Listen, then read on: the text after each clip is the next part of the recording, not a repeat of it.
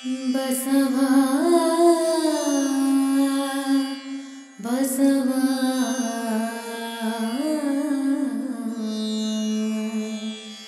ಬಸವಾ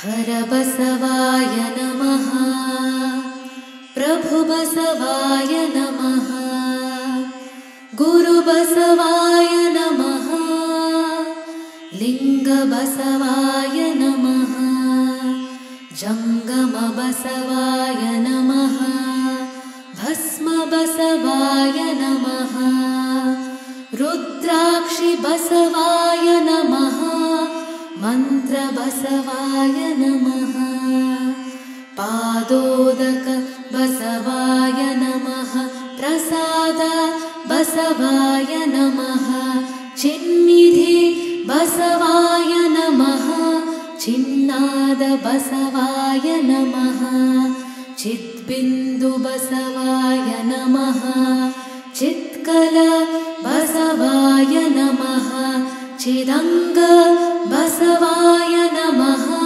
ನಿಷ್ಪ್ರಪಂಚ ಬಸವಾಯ ನಮಃ ನಿರಂಜನ ಬಸವಾಯ ನಮಃ ನಿರ್ಗುಣ ಬಸವಾಯ ನಮಃ ನಿತ್ಯತೃಪ್ತ ಬಸವಾಯ ನಮಃ ಅಕಾರ ಬಸವಾಯ ನಮಃ ಉಕಾರ ಬಸವಾಯ ನಮಃ ಮಕಾರ ಬಸವಾಯ ನಮಃ ನಕಾರ ಬಸವಾಯ ನಮಃ ಮಕಾರ ಬಸವಾಯ ನಮಃ ಶಿಕಾರ ಬಸವಾಯ ನಮಃ ವಕಾರ ಬಸವಾಯ ನಮಃ ಯಕಾರ ಬಸವಾಯ ನಮಃ ಓಂಕಾರ ಬಸವಾಯ ನಮಃ ಹ್ರೀಂಕಾರ ಬಸವಾಯ ನಮಃ ಸಂಗಮೇಶ್ವರ ಬಸವಾಯ ನಮಃ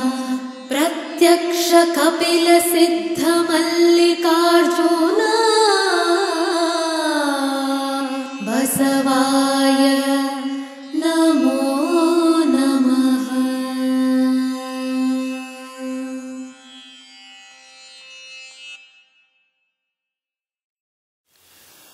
ಸರ್ವರಿಗೆ ಶರಣು ಶರಣಾರ್ಥಿ. ಬಸವ ಸಮಿತಿ 2019ನೇ ಇಸ್ವಿಯಲ್ಲಿ ಆನ್ಲೈನ್ ಅರಿವಿನ ಮನೆ ಎಂಬ ಕಾರ್ಯಕ್ರಮವನ್ನು ರೂಪಿಸಿ ಈಗಾಗಲೇ 5 ವರ್ಷಗಳ ಹತ್ತತ್ರ ಬರ್ತಾ ಇದೆ. ಅದರ ಮಧ್ಯದಲ್ಲಿ ಈಗ 2024ರ ಪ್ರಥಮ ದಿನವೂ ಇವತ್ತಾಗಿರೋದರಿಂದ ಈ ದಿನ ಜಗತ್ತಿನಾದ್ಯಂತ ಒಬ್ಬರಿಗೊಬ್ಬರು ಹೊಸ ವರ್ಷದ ಶುಭಾಶಯಗಳು ಅಂತ ಹೇಳಿ ಅಭಿನಂದನೆಗಳನ್ನು ಸಲ್ಲಿಸ್ತಾ ಇರೋದನ್ನು ನಾವೆಲ್ಲ ಗಮನಿಸಿದ್ದೇವೆ. ನಾವು ಕೂಡ ಹೊಸ ವರ್ಷದಲ್ಲಿ ಹೊಸ ಕಲ್ಪನೆಗಳು, ಹೊಸ ಯೋಜನೆಗಳು, ನಾವು ಮಾಡಿದ ತಪ್ಪನ್ನು, ಇಷ್ಟು ವರ್ಷ ಮಾಡಿದ ತಪ್ಪನ್ನು ಆತ್ಮಾವಲೋಕನ ಮಾಡಿಕೊಂಡು ಮುಂದಿನ ಸಮಯ ಪ್ರತಿ ಕ್ಷಣಕ್ಕೂ ಕೂಡ ಹಾಗಿರಬೇಕು ಅನ್ನೋದನ್ನು ಎಲ್ಲರೂ ನಾವು ವಿಚಾರ ಮಾಡ್ತಾ ಇದ್ದೇವೆ. ಅಂಥ ದಿನದಂದು ಈ ಆನ್ಲೈನ್ ಅರಿವಿನ ಮನೆಯ ಕಾರ್ಯಕ್ರಮ ಬೆಂಗಳೂರಿನಿಂದ ಬಿತ್ತರಗೊಳ್ತಾ ಇರೋದು ಭಾಳ ಸಂತೋಷದ ಸಂಗತಿ. ಹೌದು, ಬಸವ ಪಥವನ್ನು ಸುಮಾರು 58 ವರ್ಷಗಳಿಂದ ಬಸವ ಸಮಿತಿ ಒಂದೇ ಸಮನೆ ನಿರಂತರವಾಗಿ ತನ್ನ ವಜ್ರ ಮಹೋತ್ಸವದೆಡೆಗೆ ಸಾಗುತ್ತಿರುವಾಗ ಸಮಾಜದಲ್ಲಿ ಬದಲಾವಣೆ ಆಗಿದೆಯಾ ಇಲ್ವಾ ಅಂತಕ್ಕಂಥ ಆಲೋಚನೆಗಳು ನಮ್ಮಲ್ಲಿ ಮೂಡ್ತವೆ. ಎಷ್ಟೋ ಜನ ನೀವು ವಚನಗಳನ್ನು ಕೇವಲ ಉಪನ್ಯಾಸಗಳನ್ನು ಮಾಡಿದ್ರೆ ಏನಾದರೂ ಪರಿವರ್ತನೆ ಆಗ್ತದೆಯೇ ಅಂತ ಪ್ರಶ್ನೆಗಳನ್ನು ಮಾಡ್ತಾರೆ. ಆದರೆ ನಾನು ಗಮನಿಸಿದ ಹಾಗೆ, ನಾನು 25 ವರ್ಷಗಳ ಹಿಂದೆ ಬಸವ ಸಮಿತಿಯಲ್ಲಿ ಪಾದಾರ್ಪಣೆ ಮಾಡಿದ ನಂತರ ಅಂದಿನ ಸ್ಥಿತಿಗೂ ಮತ್ತು ಇಂದಿನ ಸ್ಥಿತಿಗೂ ನೋಡಿದಾಗ ಸಾಕಷ್ಟು ಬದಲಾವಣೆ ಕಾಣ್ತಾ ಇದ್ದೇನೆ.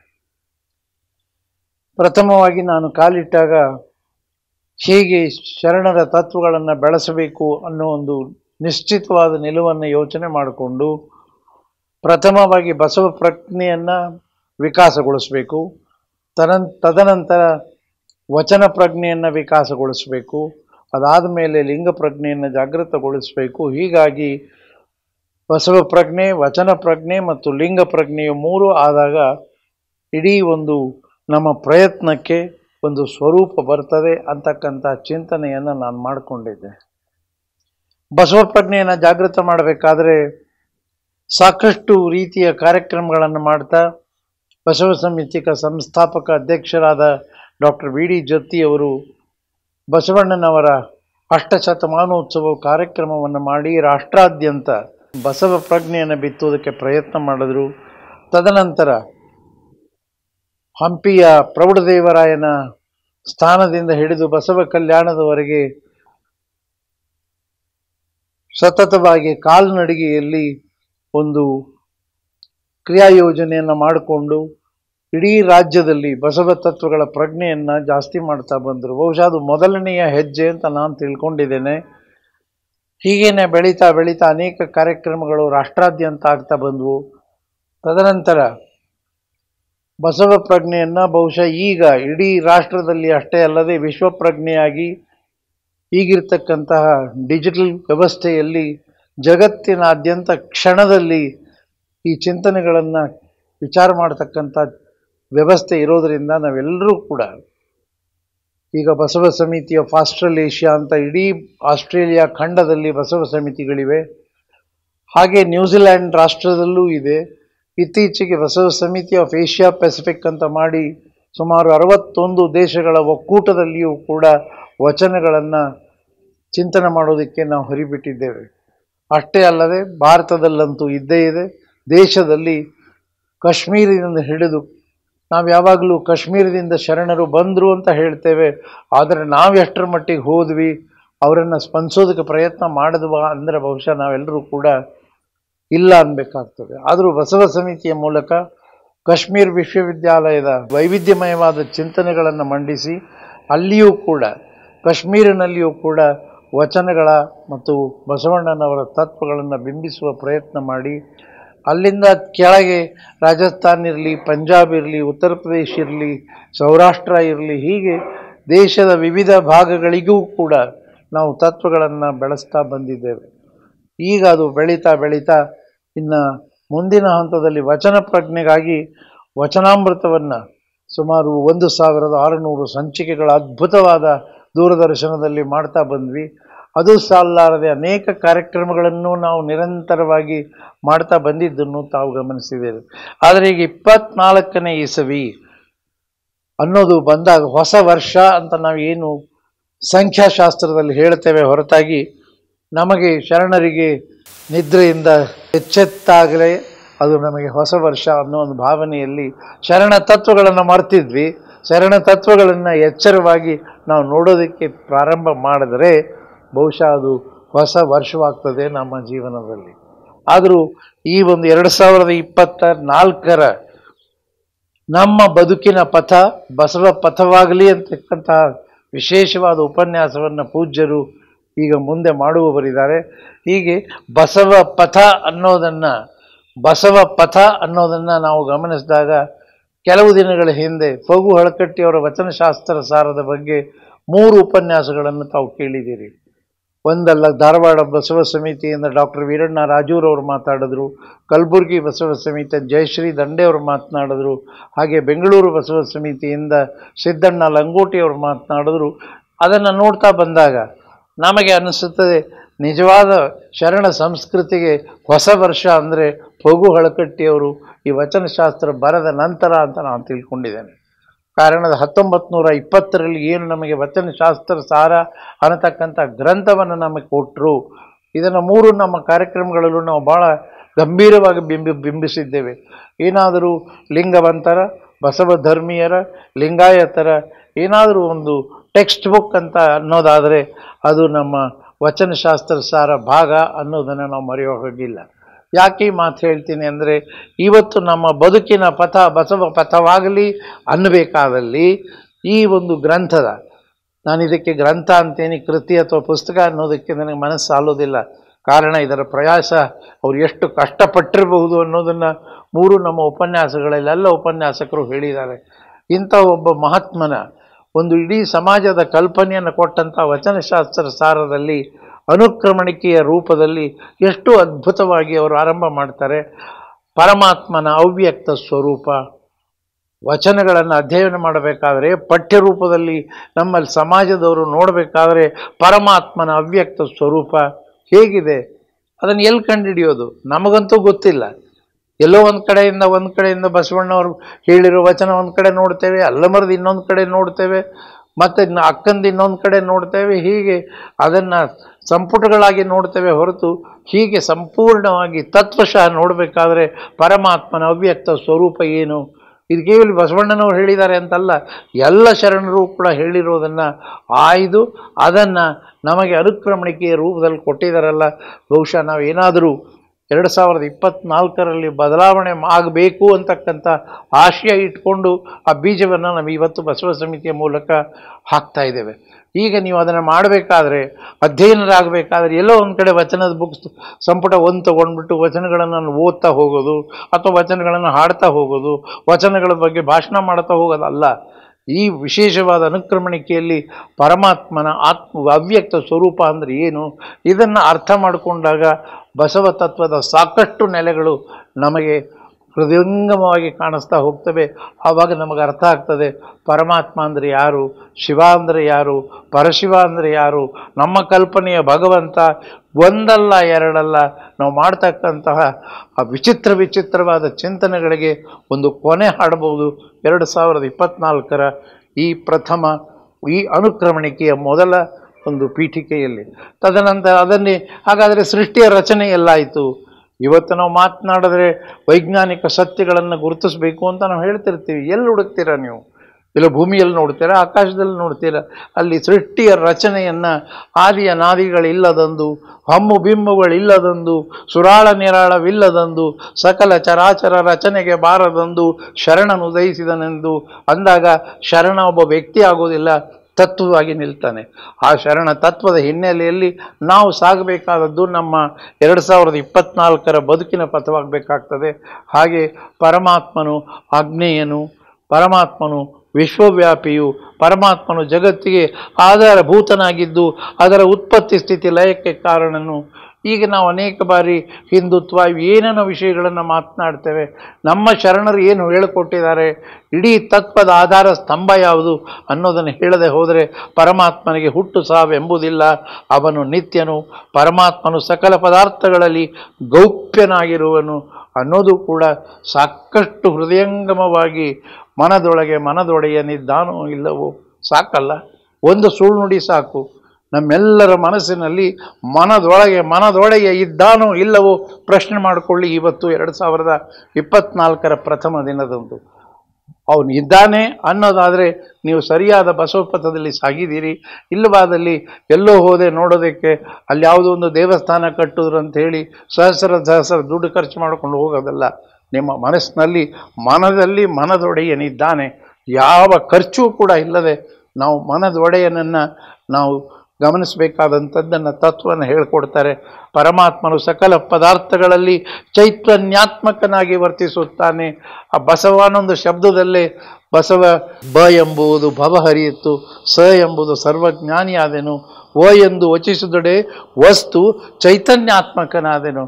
ನಾವೆಲ್ಲವನ್ನ ವಸ್ತುವಾಗಿ ನೋಡ್ತಾ ಇದ್ದೇವೆ, ಅದರಲ್ಲಿರ್ತಕ್ಕಂಥ ಚೈತನ್ಯವನ್ನು ನೋಡೋ ಶಕ್ತಿ ನಮಗೆ ಯಾರಿಗೂ ಇಲ್ಲ. ಆ ಚೈತನ್ಯವನ್ನು ನೋಡಬೇಕಾದಲ್ಲಿ ನಾವು ಆ ಪ್ರತಿ ಕ್ಷಣದಲ್ಲಿಯೂ ಕೂಡ ಮತ್ತೆ ನಾನು ಶಬ್ದವನ್ನು ಬಳಸ್ತಾ ಇದ್ದೇನೆ. 2024ರ ಪ್ರತಿ ಕ್ಷಣವೂ ಕೂಡ ಇದನ್ನು ನಾನು ಗಂಭೀರವಾಗಿ ಎಲ್ಲದರಲ್ಲಿಯೂ ಚೈತನ್ಯ ಇದೆ ಅನ್ನತಕ್ಕಂಥ ತತ್ವವನ್ನು ಅರ್ಥಕೊಂಡು ನಾನು ನನ್ನ ಪಥವನ್ನು ಇಡೋದಾದರೆ ಬಹುಶಃ 2025ರ ಶುಭ ಮುಂಜಾನೆ ಮತ್ತೆ ಹೊಸ ವರ್ಷಕ್ಕೆ ಶುಭವಾಗಲಿ ಅನ್ನುವಾಗ ನನ್ನಲ್ಲಿ ಒಂದು ಪರಿವರ್ತನೆಯನ್ನು ಕಾಣಬೇಕಾಗ್ತದೆ. ಇಲ್ಲವಾದಲ್ಲಿ ಪ್ರತಿ ವರ್ಷ ಇಂಥದ್ದು ಎಷ್ಟು ಬಂದಿದೆಯೋ 2000 ಬಾರಿ ಬಸವ ಎಲ್ಲ ಹೇಳ್ಕೊಂಡಿರ್ತೇವೆ, ಶುಭವಾಗಲಿ ಅಂತ ಗ್ರೀಟಿಂಗ್ಸ್ ಕಳಿಸ್ತೇವೆ, ವಾಟ್ಸಾಪ್ ಕಳಿಸ್ತೇವೆ, ಒಬ್ರಿಗೊಬ್ರಿಗೆ ಏನೋ ಸ್ವೀಟ್ಗಳು, ಕೇಕ್, ಅದನ್ನು ರಾತ್ರಿ ಹೊತ್ತು 12 ಗಂಟೆ ಕೇಕ್ ಕಟ್ ಮಾಡ್ತಾರೆ, ಕುಡಿತಾರೆ, ಕುಪ್ಪಳಿಸ್ತಾರೆ. ಇದಲ್ಲ, ಖಂಡಿತವಾಗಿಯೂ ಇದಲ್ಲ. ಒಳಗಿರ್ತಕ್ಕಂಥ ಮೂಲ ಚೈತನ್ಯದ ದರ್ಶನ ಮಾಡೋದಕ್ಕೆ 2024 ನಮಗೆ ಈ ಒಂದು ಬಸವ ಪಥದ ನೆಲೆ ಅರ್ಥವಾದಾಗ ಮಾತ್ರ ವಿಶ್ವವು ಪರಮಾತ್ಮನಲ್ಲ. ನಾವೆಲ್ಲೋ ಕಡೆ ಈಗ ಎಷ್ಟೋ ಜನ ಮೇಲೆ ತೋರಿಸ್ಬಿಡ್ತಾರೆ, ಅದಲ್ಲ. ಅದಕ್ಕೂ ಕೂಡ ಏನು ಬೇಕು ಅನ್ನೋದು ವಚನಗಳಲ್ಲಿವೆ. ಆದ್ದರಿಂದ ದಯವಿಟ್ಟು ಈ ನಮ್ಮ ಈ ವಚನಶಾಸ್ತ್ರ ಸಾರದ ಮೊದಲನೆಯ ಭಾಗದ ಅನುಕ್ರಮಣಿಕೆಯನ್ನು ಇಡೀ ವರ್ಷ, ಒಮ್ಮೆ ನಮಗೂ ಸಮಯ ಇರಲ್ಲ, ಕಾಯಕದಲ್ಲಿ ಇರ್ತೇವೆ, ನಮ್ಮ ಜವಾಬ್ದಾರಿಯಲ್ಲಿ ಕರ್ತವ್ಯಗಳಲ್ಲಿ ನಾವು ಮುಳುಗೋಗಿರ್ತೇವೆ. ಆದರೆ ಪ್ರತಿ ಒಂದೊಂದನ್ನು ಕೂಡ ಪರಮಾತ್ಮನು ಧರ್ಮಿಷ್ಠನಲ್ಲಿರುತ್ತಾನೆ.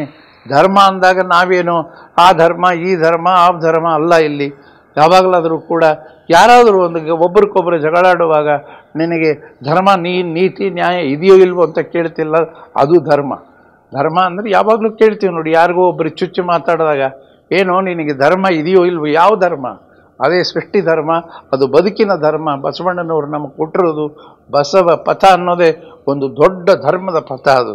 ಹೀಗೆ ಅನೇಕ ವಿಷಯಗಳನ್ನು ಈ ಒಂದು ವಚನಶಾಸ್ತ್ರ ಸಾರದ ಹಿನ್ನೆಲೆಯಲ್ಲಿ 2023ರ ವಚನ ನಮ್ಮ ಏನೀಗ ಆನ್ಲೈನ್ ನಡೀತಾ ಇದೆ ಅದನ್ನು ಮುಗಿಸಿದ್ದೇವೆ. 2024ರ ಆರಂಭವನ್ನು ಕೂಡ ವಚನ ಶಾಸ್ತ್ರ ಸಾರದ ಹಿನ್ನೆಲೆಯಲ್ಲಿ ನಮ್ಮ ಬದುಕನ್ನು ಸಾಗಿಸೋಣ. ಆಗ ಬಹುಶಃ ನಮ್ಮ ಬದುಕು ಬಸವ ಪಥವಾಗಬಹುದು.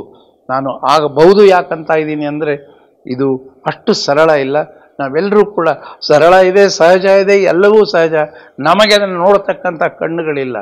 ಆ ಮೂರನೇ ಕಣ್ಣಿನಿಂದ ನಾವು ಅಂತಶ್ಚಕ್ಷುವಿನಿಂದ ತನ್ನ ತಾನರಿತು ತಾನಾರೆಂದು ತಿಳಿದಡೆ ತಾ ದೇವ ನೋಡ ಅನ್ನತಕ್ಕಂಥ ವಾಕ್ಯವನ್ನು ಕೂಡ ನಾವಿನ್ನೂ ಅರ್ಥ ಮಾಡಿಕೊಂಡಿಲ್ಲ. ಸುಮ್ಮನೆ ಮಾತಾಡ್ತೇವೆ ಭಾಷಣಕ್ಕೆ. ನೋಡಿ ಅದನ್ನು ಎಷ್ಟು ಅರ್ಥಪೂರ್ಣವಾಗಿ ಯಾರಾದರೂ ಹೇಳಿದಾರ ಜಗತ್ತಿನಲ್ಲಿ? ತನ್ನನ್ನು ತಾನು ಅರಿ, ನೀನೇ ದೇವ. ಯಾವ ದೇವರನ್ನು ಹುಡುಕ್ತಾ ಹೊರಟಿದ್ದೀವಿ? ಕೋಟಿಗಟ್ಟಲೆ ಖರ್ಚು ಮಾಡ್ತಾ ಇದ್ದೀವಿ. ಎಲ್ಲೋ ಒಂದು ಸೌದಿ ಅರೇಬಿಯಾದಲ್ಲಿ ಒಂದು ದೇವಸ್ಥಾನ ಕಟ್ಟಿದ್ವಿ, ಸಾವಿರಾರು ಕೋಟಿ. ಜಗತ್ತಿನ ಎಲ್ಲರೂ ಬರ್ತಾರೆ, ಎಲ್ಲ ಹಣದ ವ್ಯವಹಾರ ಆಗೋಗಿದೆ ಹೊರತಾಗಿ ಇಲ್ಲಿ ತತ್ವಗಳ ವ್ಯವಹಾರ ಇಲ್ಲ. ಹೀಗಾಗಿ ಬಸವ ಸಮಿತಿಯ ಈ ಬಸವ ಪಥದ ನಮ್ಮ ಏನದು ಮಾರ್ಗದರ್ಶನ ಇದೆ, ಬಸವಣ್ಣನವರ ಇದು ಬಸವ ಸಮಿತಿಯ ಮಾರ್ಗದರ್ಶನ ಅಲ್ಲ, ಬಸವಣ್ಣನವರ ಒಂದು ಏನು ಮಾರ್ಗದರ್ಶನ ಇದೆ ಅದಕ್ಕೆ ನಾವು ಇವತ್ತು ಯಾವತ್ತೂ ಕೂಡ ಹೀಗೆ ಕುದುರೆ ಮೇಲೆ ಕೂತ ಬಸವಣ್ಣನನ್ನು ನಾವು ಯಾವುದೇ ವಚನಾಮೃತ ನಮ್ಮ ಈ ಕಾರ್ಯಕ್ರಮಗಳಲ್ಲಿ ತೋರಿಸಿಲ್ಲ. ಆದರೆ ಬಸವ ತತ್ವಗಳು ಜಂಗಮವಾಗಲಿ ಅಂತಕ್ಕಂಥ ಆಶೆಗೆ ಅಶ್ವಾರೂಢ ಬಸವಣ್ಣನವ್ರನ್ನ ಇಟ್ಟು ಅದರ ಸಾಕ್ಷಿಯಾಗಿ ಈ ಕಾರ್ಯಕ್ರಮಗಳನ್ನು ಪ್ರಾರಂಭ ಮಾಡಿದ್ದೇವೆ. ಈ ಮೂಲಕ ನಾವೆಲ್ಲರೂ ಬಸವ ಪಥಿಕರಾಗೋಣ. ಈಗ ಪೂಜ್ಯ ಬೇಲಿಮಠದ ಶಿವರುದ್ರ ಮಹಾಸ್ವಾಮೀಜಿಯವರು ಇದನ್ನು ಮುಂದುವರಿಸ್ತಾ 2024ರ ನಮ್ಮ ಬದುಕಿನ ಪಥ ಹೇಗೆ ಬಸವ ಪಥವಾಗಲಿ ಅನ್ನೋದನ್ನು ತಿಳಿಸ್ಕೊಡ್ತಾರೆ. ಆ ತತ್ವಗಳಿಗೆ ಬದ್ಧರಾಗಿ 2024 ನಮ್ಮೆಲ್ಲರ ಬದುಕಿನಲ್ಲಿ ಒಂದು ವಿಶೇಷ ಪರಿವರ್ತನಾತ್ಮಕ ವರ್ಷವಾಗಲಿ ಎಂಬ ಆಶಯದೊಂದಿಗೆ ಶರಣಾರ್ಥಿ. ಇವನಾರವನೆಂದೆನಿಸದಿರಯ್ಯ, ಇವ ನಮ್ಮವನೆಂದೆನಿಸಯ್ಯ. ಕೂಡಲ ಸಂಗಮ ದೇವ, ನಿಮ್ಮ ಮಹಾಮನೆಯ ಮಗುವೆಂದೆನಿಸಯ್ಯ. ಆನ್ಲೈನ್ ಕಾರ್ಯಕ್ರಮದಲ್ಲಿ ಸಾಕ್ಷಿಯಾಗಿರ್ತಕ್ಕಂಥ ಸಮಸ್ತ ಶರಣ ಬಂಧುಗಳಿಗೆ ಶರಣಾರ್ಥಿ. ಅಲ್ಲದೆ 2024 ಹೊಸ ವರ್ಷದ ಮೊದಲನೆಯ ದಿನ. ನಾವು ಹಿಂದಿನ ಸಮಸ್ಯೆಗಳು ಮತ್ತು ವ್ಯತ್ಯಾಸಗಳನ್ನೆಲ್ಲ ಮನಸ್ಸಿನಲ್ಲಿ ಇಟ್ಟುಕೊಂಡು ಅದರ ಅನುಭವದಿಂದ 24ರ ವರ್ಷ ಯಾವ ರೀತಿ ಇರಬೇಕು ಅಂತ ಅನ್ನೋದ್ರ ಬಗ್ಗೆ ಆತ್ಮಚಿಂತನೆ ಮಾಡಿಕೊಂಡು ನಮ್ಮ ಸಂಕಲ್ಪವನ್ನು ಗಟ್ಟಿಗೊಳಿಸ್ತಕ್ಕಂಥ ಒಂದು ವಿಶೇಷವಾದ ದಿನ. ಈ ಕಾರಣದಿಂದಲೇ 24ನೆಯ ವರ್ಷದ ಒಂದು ಶುಭ ಕಾಮನೆಗಳನ್ನು ನಾವೆಲ್ಲ ಪರಸ್ಪರ ಹಂಚಿಕೊಳ್ತೇವೆ. ತಮ್ಮೆಲ್ಲರಿಗೂ ಶುಭ ಹರಕೆಗಳು. ಈ ಚಿಂತನೆ ಮಾಡುವಾಗ ನನಗೆ ಒಂದು ವಿಚಾರ ನಿರಂತರವಾಗಿ ನನ್ನ ಮನಸ್ಸಿನಲ್ಲಿ ಆಲೋಚನೆಗೆ ಒಳಗೆ ಮಾಡ್ತೇವೆ. ನಾವು ಯಾವ ಮಾರ್ಗದಲ್ಲಿ ನಾವು ಸಾಗಬೇಕು ಪರಸ್ಪರ ವಿಶ್ವಾಸ ಮತ್ತು ಆತ್ಮೀಯತೆ, ಬಂಧುತ್ವ, ಸಂತೃಪ್ತಿ, ಸಂತೋಷ, ಸಂಭ್ರಮ, ಉಲ್ಲಾಸ ಇವನ್ನೆಲ್ಲ ನಾವು ಜೋಡಿಸ್ಕೊಳ್ಬೇಕಾದ್ರೆ ಹೇಗಿರಬೇಕು? ಯಾವ ನಡೆಯಲ್ಲಿ ನಾವು ಸ್ವಲ್ಪ ವ್ಯತ್ಯಾಸವಾಗಿದ್ದೇವೆ? ಇದರ ಬಗ್ಗೆ ಚಿಂತನೆ ಮಾಡುವಾಗ ನನ್ನ ಗಮನಕ್ಕೆ ಬಂದದ್ದು,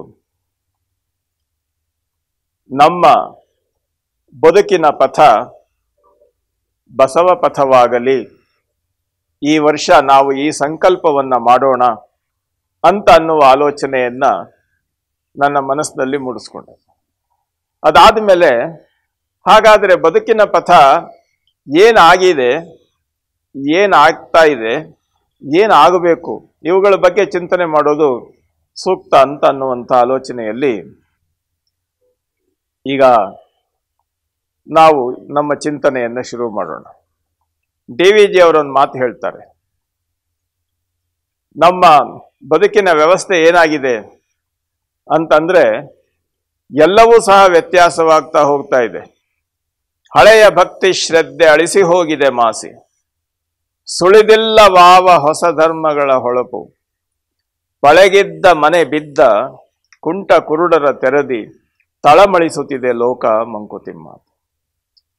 ನಮ್ಮ ಹಿಂದಿನವರು ಸಾಗಿದಂತಹ ರಾಜಮಾರ್ಗ ನಮಗೆ ಕೇವಲ ಅದು ಸಂಭಾಷಣೆಯ ಮತ್ತು ಮಾತುಗಳ ಅಥವಾ ವಿಚಾರ ವಿಮರ್ಶಾ ವ್ಯವಸ್ಥೆಗಳ ಸೆಮಿನಾರ್ಗಳ ಒಂದು ಪ್ರತೀಕವಾಗಿ ಕಾಣಿಸ್ಕೊಳ್ತಾ ಇದೆಯೇ ಹೊರತು ಆ ದಾರಿಯಲ್ಲಿ ನಾವು ಹೆಜ್ಜೆ ಇಡ್ತಾ ಇದ್ದೀವ ಅಂತ ಅನ್ನುವಂಥ ಆತ್ಮನಿರೀಕ್ಷೆ ಇಲ್ಲ.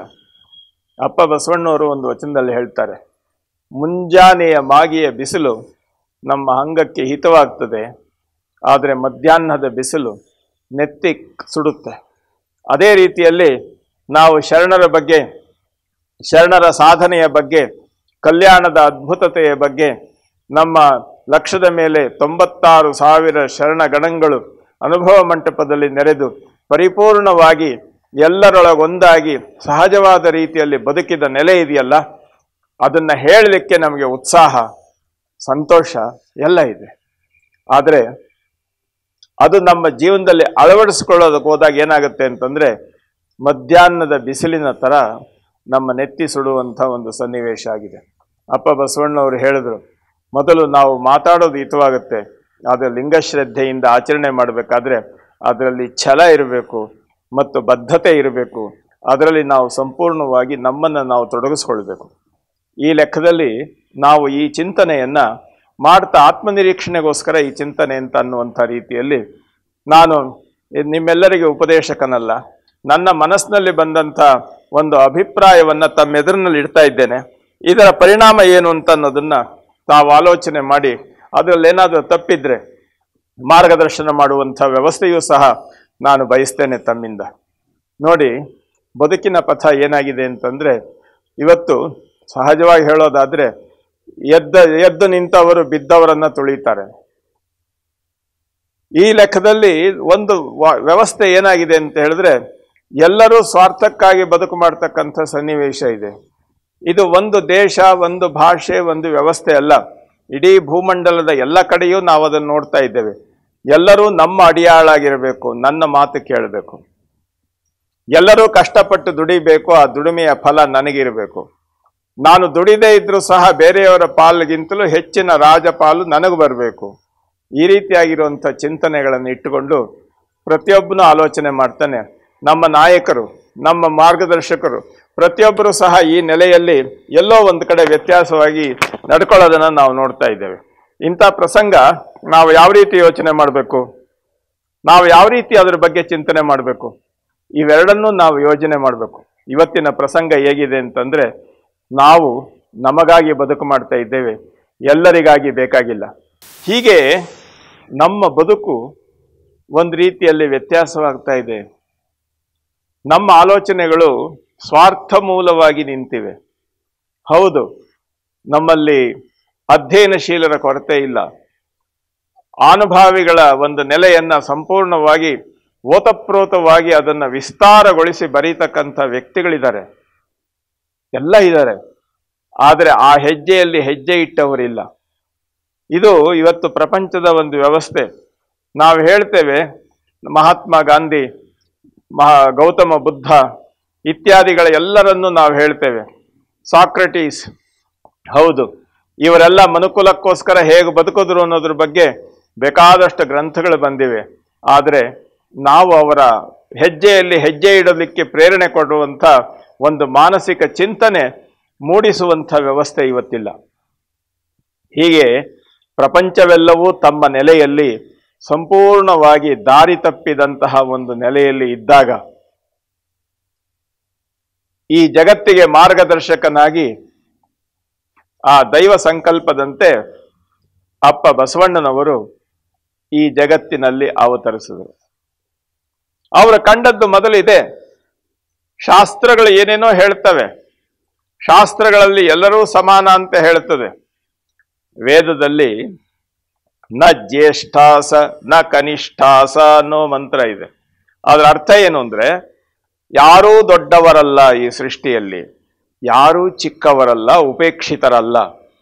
ಆಮೇಲೆ ಅಷ್ಟೇ ಅಲ್ಲ, ನಾವೆಲ್ಲ ಹೇಗೆ ಬದುಕಬೇಕು ಅನ್ನುವಂಥ ಮಂತ್ರಗಳಿವೆ.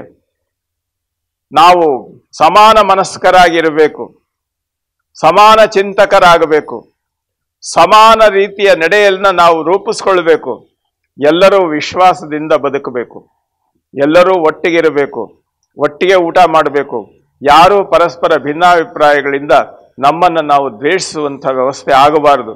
ಹೌದು, ಇವೆಲ್ಲ ಏನು ನಾನು ಹೇಳಿದ ಇವೆಲ್ಲವೂ ಸಹ ವೇದ ಮಂತ್ರದ ಸಾಲುಗಳು. ಇದನ್ನ ಓತಪ್ರೋತವಾಗಿ ಅದನ್ನ ತಲಸ್ಪರ್ಶಿಯಾಗಿ ಅಧ್ಯಯನ ಮಾಡಿ ಅದನ್ನ ಕಣ್ಣು ಮುಚ್ಚಿಕೊಂಡು ಗಂಟೆಗಟ್ಟಲೆ ಅದನ್ನ ಹೇಳುವಂಥ ವ್ಯವಸ್ಥೆಯನ್ನ ಉಳ್ಳಂಥ ಪಂಡಿತರು, ಶಾಸ್ತ್ರಿಗಳು, ಶಾಸ್ತ್ರವೇತ್ತರು ಎಲ್ಲರೂ ನಮ್ಮ ಜೊತೆಲಿದ್ದಾರೆ. ಆದರೆ ಆ ಮಾತುಗಳನ್ನು ತಮ್ಮ ಕೃತಿಯಲ್ಲಿ ಜೋಡಿಸಿಕೊಂಡವರು ಇದ್ದಾರಾ? ಈ ಪ್ರಶ್ನೆ ಮೊಟ್ಟ ಮೊದಲು ಎತ್ತಿದ್ದು ಅಪ್ಪ ಬಸವಣ್ಣನವರು. ಏನಯ್ಯ ವಿಪ್ರರು ನುಡಿದಂತೆ ನಡೆಯರು, ತಮಗೊಂದು ಬಟ್ಟೆ ಶಾಸ್ತ್ರಕ್ಕೊಂದು ಬಟ್ಟೆ, ಎಂತಯ್ಯ ಇವರ ಯುಕ್ತರೆಂಬೆ. ಶಾಸ್ತ್ರ ಏನು ಹೇಳುತ್ತದೆ, ಇವರ ನಡವಳಿಕೆ ಏನು, ಅದು ತೋರಿಸುವ ಹಾದಿಯೇ ಬೇರೆ, ಇವರು ನಡೆಯುತ್ತಿರುವ ಹಾದಿಯೇ ಬೇರೆ. ಈ ಹಾದಿಯನ್ನೇ ವ್ಯತ್ಯಾಸ ಮಾಡಿಕೊಂಡಿರುವಂಥವ್ರನ್ನ ಹೇಗೆ ನಮ್ಮ ಮಾರ್ಗದರ್ಶಕರು ಅಂತ ಒಪ್ಪಬೇಕು? ಹಾಗಾದ್ರೆ ಏನು ಮಾಡಬೇಕು? ನಾವು ಏನನ್ನ ತಿಳ್ಕೊಳ್ತೇವೆಯೋ ಅದರಂತೆ ನಾವು ನಡೆಯಬೇಕು. ಆ ಕಲ್ಪನೆಯಲ್ಲಿ ವ್ಯತ್ಯಾಸ ಬರಬಾರದು. ನಮ್ಮ ನಡೆ ಮತ್ತು ನಮ್ಮ ನುಡಿ ಇವುಗಳು ವ್ಯತ್ಯಾಸವಾಗಬಾರದು. ನಮ್ಮ ನಡೆ ಅದು ನಮ್ಮ ನುಡಿಯಿಂದ ಪ್ರೇರಣೆಯನ್ನ ಪಡೆಯಬೇಕು, ನಮ್ಮ ನುಡಿ ನಮ್ಮ ನಡೆಗೆ ಮಾರ್ಗದರ್ಶಿಯಾಗಿರಬೇಕು. ಇದಿಷ್ಟು ಮಾಡು ಸಾಕು ಅಂತ ಹೇಳಿದ್ರು.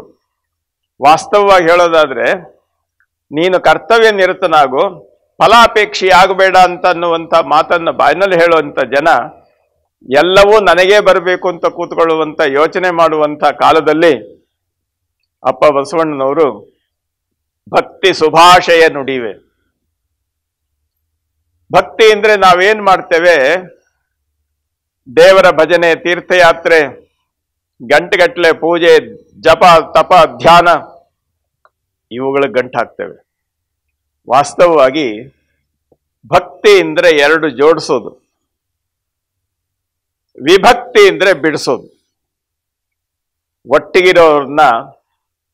ಒಟ್ಟಿಗಿರುವವರು ಭಾಗವಾಗಬೇಕಾದ್ರೆ ಅದನ್ನ ವಿಭಕ್ತ ಕುಟುಂಬ ಅಂತ ಹೇಳ್ತಾರೆ. ಒಟ್ಟಿಗಿದ್ದವ್ರನ್ನ ಭಕ್ತ ಕುಟುಂಬ ಅಂತ ಹೇಳೋದಿಲ್ಲ. ಯಾಕೆ ಅಂದ್ರೆ ಯಾವ ಗಳಿಗೆಯಲ್ಲಿ ಇವರು ದೂರ ಹೋಗ್ತಾರೋ ಗೊತ್ತಾಗಲ್ವಲ್ಲ. ಎಲ್ಲ ಅನ್ಸರ್ಟನಿಟಿ ಅಂತ ಹೇಳಿ ಆ ಯೋಚನೆ ಮಾಡ್ತಾರೆ. ಅದೇನಾದ್ರೂ ಇರಲಿ, ಭಕ್ತ ಅಂದ್ರೆ ಹೀಗಿರೋದು ಒಂದು ಅರ್ಥ ಏನು? ಯಾವುದು ಒಂದಕ್ಕೊಂದು ಸೇರಿಸ್ಬೇಕು? ನನ್ನ ತಿಳುವಳಿಕೆ, ನನ್ನ ನಡವಳಿಕೆ ಇವೆರಡರಲ್ಲಿ ಸಾಮ್ಯ ಇರಬೇಕು. ನನ್ನ ನಡೆ ಮತ್ತು ನನ್ನ ನುಡಿ ಇವೆರಡು ಸಮಾನವಾಗಿರಬೇಕು. ನನ್ನ ನಡೆ ಮತ್ತು ನನ್ನ ನುಡಿ ಇದಕ್ಕೆ ಯಾವ ರೀತಿ ಸಮಾನವಾಗಿರಬೇಕು ಅಂತ ಅನ್ನುವಂಥದ್ದನ್ನ ಸ್ಪಷ್ಟವಾದ ರೀತಿಯಲ್ಲಿ ನಾವು ಚಿಂತನೆ ಮಾಡಬೇಕು ಅಂತ ಹೇಳಿದಾಗ ಅಪ್ಪ ಬಸವಣ್ಣ ತಮ್ಮ ವಚನದಲ್ಲಿ ಹೇಳಿದ್ರು, ಭಕ್ತಿ ಸುಭಾಷೆಯ ನುಡಿವೆ. ನೋಡಿ, ಭಕ್ತಿ ಒಂದಕ್ಕೊಂದು ಸೇರ್ಕೊಂಡಿದೆ ಅಂತ ಹೇಳಿ ಉಪೇಕ್ಷೆಯಿಂದ ಮಾತಾಡೋದಲ್ಲ. ಅದು ಸುಭಾಷೆಯಾಗಿರ್ಬೇಕು. ಅಂತಂದ್ರೆ ನುಡಿದೊಡೆ ಲಿಂಗ ಮೆಚ್ಚಿ ಅಹುದು ಅಹುದು ಎನ್ನಬೇಕು. ನುಡಿಯಲ್ಲಿ ಯಾವ ರೀತಿ ಇರಬೇಕು? ಅಪ್ಪ ಬಸವಣ್ಣ ಹೇಳ್ತಾರೆ ನೋಡಿ, ನುಡಿದರೆ ಮುತ್ತಿನ ಹಾರದಂತಿರಬೇಕು. ಮುತ್ತು ಯಾವುದೇ ಒಂದು ಫ್ಯಾಕ್ಟರಿಯಲ್ಲಿ ಅಥವಾ ಯಾವನೇ ಒಬ್ಬ ವ್ಯಕ್ತಿ, ಒಬ್ಬ ವಿಜ್ಞಾನಿ ಈ ಚಿನ್ನದಿಂದ ಒಡವೆ ಮಾಡಿದಂತಹ ವಸ್ತು ಅಲ್ಲ ಅದು. ಅದು ಏನು ಅಂದ್ರೆ ಅದು ಸಹಜವಾಗಿ ಪ್ರಾಕೃತಿಕವಾಗಿ ರೂಪುಗೊಂಡಂತಹ ಒಂದು ಮಣಿ. ನೀರಿನ ಹನಿ ಮುತ್ತಾಯಿತು ಕಪ್ಪೆ ಚಿಪ್ಪಿನಲ್ಲಿ ಸೇರಿ, ಆ ಚಿಪ್ಪಿನಲ್ಲಿ ಸೇರಿ ಮುತ್ತಾದಂತ ನೀರ ಹನಿ ಮತ್ತೆ ನೀರಾಗೋದಿಲ್ಲ. ಹಾಗೆ ತನ್ನ ಭದ್ರತೆ ಮತ್ತು ಸುಭದ್ರತೆಯ ಮೇಲೆ ನಿಂತು ಪರಿಪೂರ್ಣತೆಯನ್ನು ಹೊಂದುವಂತಹ ಯೋಗ್ಯತೆ ಇದೆಯಲ್ಲ, ಅದು ಮುತ್ತಿಗಿದೆ. ನುಡಿದರೆ ಮುತ್ತಿನ ಹಾರದಂತಿರಬೇಕು. ಆ ಮುತ್ತುಗಳನ್ನ ಸಹಜವಾಗಿ ಸಮನ್ವಯಗೊಳಿಸುವಂತಹ ವ್ಯವಸ್ಥೆ ಇರಬೇಕು. ಆಮೇಲೆ ನುಡಿದರೆ ಮಾಣಿಕ್ಯದ ದೀಪ್ತಿಯಂತಿರಬೇಕು. ಮಾಣಿಕ್ಯದ ದೀಪ್ತಿ ಅಂತ ಹೇಳಿದ್ರೆ ಬೇರೆ ವಸ್ತುಗಳನ್ನ, ಬೇರೆ ವಜ್ರ ಮಣಿ ಇವುಗಳನ್ನ ನೋಡಿದ್ರೆ ಅದರಲ್ಲಿ ಒಂದು ವ್ಯವಸ್ಥೆ ಇದೆ. ಹೊರಗಿನ ಬಿಸಿಲಿನಲ್ಲಿ ಅದು ಚೆನ್ನಾಗಿ ಕಾಣುತ್ತೆ. ಆದರೆ ಮಾಣಿಕ್ಯ ಇದೆಯಲ್ಲ, ಹೊರಗಿನ ಬೆಳಕಿನಿಗಿಂತಲೂ ತನ್ನ ಅಂತರಂಗದಲ್ಲಿ ಗರ್ಭೀಕರಿಸಿಕೊಂಡಂತಹ ಬೆಳಕಿನಿಂದ ತನ್ನ ಒಳಗಣ್ಣಿನ ಬೆಳಕನ್ನ ಜಗತ್ತಿಗೆ ಕೊಡ್ತದೆ. ಅದಕ್ಕೆ ಮಾಣಿಕ್ಯ ಅಂತ ಅನ್ನಿಸ್ಕೊಳ್ತದೆ. ಈ ದೃಷ್ಟಿಯಿಂದ ನುಡಿದರೆ ಮಾಣಿಕ್ಯದ ದೀಪ್ತಿ, ಮಾಣಿಕ್ಯದ ಅಂತರಂಗದ ಬೆಳಕು. ಅಂದ್ರೆ ನಿನ್ನ ನುಡಿ ನಿನ್ನ ಆತ್ಮಸಾಕ್ಷಿಯ ಪ್ರತೀಕವಾಗಿರ್ಬೇಕು. ಎಂಥ ಸ್ವಾರಸ್ಯ ಇದೆ ನೋಡಿ. ನುಡಿದರೆ ಸ್ಫಟಿಕದ ಶಲಾಕೆಯಂತಿರಬೇಕು. ನಾವೆಲ್ಲ ಏನ್ ಹೇಳ್ತೇವೆ ಅಂದ್ರೆ ಸ್ಫಟಿಕದ ಸಲಾಕೆ ಅಂತೇವೆ. ಸಲಾಕೆ ಅಂದ್ರೆ ಕಬ್ಬಿಣದ ತುಂಡು. ಆದ್ರೆ ಶಲಾಕೆ ಅಂದ್ರೆ ಏನು ಅಂತಂದ್ರೆ ಈ ತೆಳು ನೀರಿನಲ್ಲಿ ಉಪ್ಪು ಹರಳುಗಟ್ಟಿದ ಹಾಗೆ ಸ್ಫಟಿಕ ಮಣಿ ಸಹಜವಾದ ರೀತಿಯಲ್ಲಿ ತನ್ನ ಅಂತಃಸತ್ವವನ್ನು ತಾನೇ ರೂಪಿಸಿಕೊಂಡು ಅದು ಸ್ಫಟಿಕದ ರೂಪದಲ್ಲಿ ಪರಸ್ಪರ ಜೋಡಿಸ್ಕೊಂಡು ಹೋಗ್ತದೆ. ಅದು ತನ್ನ ಆಕಾರವನ್ನು ತಾನೇ ರೂಪಿಸಿಕೊಳ್ತದೆ. ಸ್ಫಟಿಕದ ಶಲಾಕೆ ನನ್ನ ಅಂತರಂಗದಲ್ಲಿ ಬರ್ತಕ್ಕಂಥ ಅವ್ಯಕ್ತ ಚಿಂತನೆಗಳಿದೆಯಲ್ಲ, ಆ ಅವ್ಯಕ್ತ ಚಿಂತನೆಗಳು ಅದು ಒಂದು ಹರಳುಗಟ್ಟಿ ಅದು ಸ್ಫಟಿಕದ ಶಲಾಕೆಯಂತೆ, ಸ್ಫಟಿಕದ ಚೂರಿನಂತೆ ಕಾಣಬೇಕು. ಇದಿಷ್ಟರ ಜೊತೆಗೆ ನುಡಿದರೆ ಲಿಂಗ ಮೆಚ್ಚಿ ಅಹುದು ಅಹುದು ಎನ್ನಬೇಕು. ಇಡೀ ನಮ್ಮ ಚಿಂತನೆ ಆಹಾ ಎಷ್ಟು ಅದ್ಭುತವಾದ ರೀತಿಯಲ್ಲಿದೆ, ಹೌದು ಇದು ವಾಸ್ತವ ಸತ್ಯ ಅಂತ ಹೇಳಿ ಎಲ್ಲರೂ ಒಪ್ಪಬೇಕಾದಂಥ ನೆಲೆಯಲ್ಲಿರಬೇಕು. ಆದರೆ ಮುಂದಿನ ಮಾತಿದೆಯಲ್ಲ, ಅದು ಬಹಳ ಮುಖ್ಯ. ಇಡೀ ವಚನದ ಆಕೃತಿಗೆ ಒಂದು ಮೆರಗನ್ನ ಕೊಟ್ಟಂತ ಈ ಮಾತು ಗಮನಿಸಿ. ನುಡಿಯೊಳಗಾಗಿ ನಡೆಯದಿದ್ದರೆ ಕೂಡಲ ಸಂಗಮ ದೇವ ಒಲಿಯುವನಲ್ಲ. ಅಂದ್ರೆ ಸ್ಫಟಿಕದ ಶಲಾಕೆಯಂತೆ, ಮಾಣಿಕ್ಯದ ದೀಪ್ತಿಯಂತೆ, ಎಲ್ಲರೂ ಅಹುದಹುದೆನ್ನುವಂತೆ, ಮುತ್ತಿನ ಹಾರದಂತೆ ಮಾತನಾಡುವುದು ದೊಡ್ಡದಲ್ಲ. ಅದು ನಿನ್ನ ನಡೆಯಲ್ಲಿ ಸಂಪೂರ್ಣವಾಗಿ ಬಿಂಬಿತವಾಗಲಿಲ್ಲ ಅಂದ್ರೆ ಅದು ದೇವರು ಒಪ್ಪುವ ಕೆಲಸ ಅಲ್ಲ. ಈ ರೀತಿಯಲ್ಲಿ ಆ ಮಾತಿನ ನೆಲೆಯನ್ನ ಒಂದು ಅದ್ಭುತವಾಗಿರುವಂಥ ವ್ಯವಸ್ಥೆಯಲ್ಲಿ ತಂದು ನಿಲ್ಲಿಸೋದನ್ನ ನಾವು ನೋಡ್ತೇವೆ. ಇದು ನೋಡಿ, ನಡೆ ನುಡಿ ಭಕ್ತಿ ಸುಭಾಷೆಯ ನುಡಿವೆ. ಸುಭಾಷೆ ಅಂದ್ರೆ ಈ ಎಲ್ಲ ಗುಣಗಳನ್ನ ಸೇರಿಸಿದಂತಹ ಮಾತು. ಅದು ಅದ್ಭುತವಾದಂಥ ರೀತಿಯಲ್ಲಿ ನಮ್ಮ ಆತ್ಮಸಾಕ್ಷಿಯ ಜೀವಂತ ಸಾಕಾರ ಸ್ವರೂಪವಾಗಬೇಕು. ಆ ನೆಲೆಯಲ್ಲಿ ಬಂದಂಥ ಮಾತು ಭಕ್ತಿ ಸುಭಾಷೆಯ ನುಡಿವೆ. ಹಾಗಾದ್ರೆ ಇದನ್ನು ನಾನು ಬಾಯಿನಲ್ಲಿ ಹೇಳ್ತೇನೆ ಅಂತನ ಅಷ್ಟೇ ಅಲ್ಲ, ನುಡಿದಂತೆ ನಡೆವೆ. ನನ್ನ ಬಾಯಲ್ಲಿ ಏನು ನುಡಿ ಬರ್ತದೆ ಅದು ನನ್ನ ನಡೆಗೆ ಆಗ್ತಂಥ ಮಾರ್ಗದರ್ಶನ. ನಾನು ಅದರಂತೆ ನಡೆಯುತ್ತೇನೆ. ಅಷ್ಟೇ ಅಲ್ಲ, ಮತ್ತೆ ತಿರುಗಿಸಿ ಹೇಳ್ತಾರೆ, ನಡೆಯಲ್ಲಿ ನುಡಿಯ ಪೂರೈಸುವೆ. ನನ್ನ ಮಾತಿಗೆ ಯಾವುದು ಸಾಕ್ಷಿ? ನನ್ನ ನಡೆಯೇ ಸಾಕ್ಷಿ. ನನ್ನ ನಡೆಗೆ ಯಾವುದು ಮಾರ್ಗದರ್ಶಕ?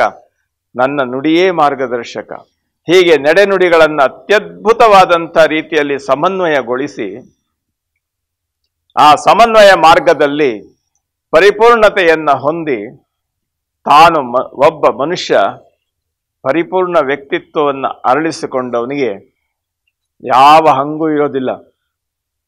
ಶರಣ ಯಾರ ಹಂಗಿಗನೂ ಅಲ್ಲ. ಅವನು ಏನು ಮಾಡ್ತಾನೆ? ತ್ರಾಸು ಕಟ್ಟಲೆ ನಿಮ್ಮ ಕೈಯಲ್ಲಿ. ಭಗವಂತ ಲಿಂಗಸ್ವರೂಪಿಯಾದ ಮಹಾಚೇತನ, ನೀನು ತಕ್ಕಡಿ ಇಟ್ಟುಕೋ. ನನ್ನ ನಡೆನುಡಿಗಳನ್ನು ಸರಿಯಾಗಿ ಓಲೈಸು. ಆ ನಡೆನುಡಿಗಳನ್ನು ಜೋಡಿಸುವಾಗ ಜವೆ ಕೊರತೆಯಾದಲ್ಲಿ ನನ್ನ ನುಡಿ ಮತ್ತು ನನ್ನ ನಡೆಗೆ ಕೂದಲೆಳೆಯಷ್ಟೇನಾದರೂ ವ್ಯತ್ಯಾಸ ಬಂದ್ರೆ ನಾನು ನಿನ್ನ ಕರುಣೆಗೆ ಪಾತ್ರನಲ್ಲ. ಎನ್ನ ನೆದ್ದಿ ನೀನೆದ್ದು ಹೋಗ ಕೂಡಲ ಸಂಗಮ ದೇವ. ಈ ಮಾತನ್ನ ಅತ್ಯಂತ ಸರಳವಾದ ರೀತಿಯಲ್ಲಿ, ಅದ್ಭುತವಾದ ರೀತಿಯಲ್ಲಿ, ಜನ ಇಡೀ ಭಗವಂತ ಮೆಚ್ಚಿ ಅಹುದು ಅಹುದು ಅನ್ನುವಂಥ ರೀತಿಯಲ್ಲಿ ಜಗತ್ತಿಗೆ ಕೊಟ್ಟವರು ಅಪ್ಪ ಬಸವಣ್ಣನವರು. ಅದು ಕೇವಲ ಅವರ ಉಪದೇಶ ಆಗಿದ್ರೆ ಏನಾಗ್ತಿತ್ತು ಅಂತಂದ್ರೆ, ಅವರ ಬೋಧನೆಗಳು ಸಹ ಒಂದು ಆಗಮ ಆಗ್ತಿತ್ತು, ಅಥವಾ ಒಂದು ಉಪನಿಷತ್ ಆಗ್ತಿತ್ತು, ಅಥವಾ ಒಂದು ವೇದ ಪಂಕ್ತಿಗಳಾಗ್ತಿತ್ತು, ಒಂದು ಪುರಾಣ ಆಗ್ತಿತ್ತು.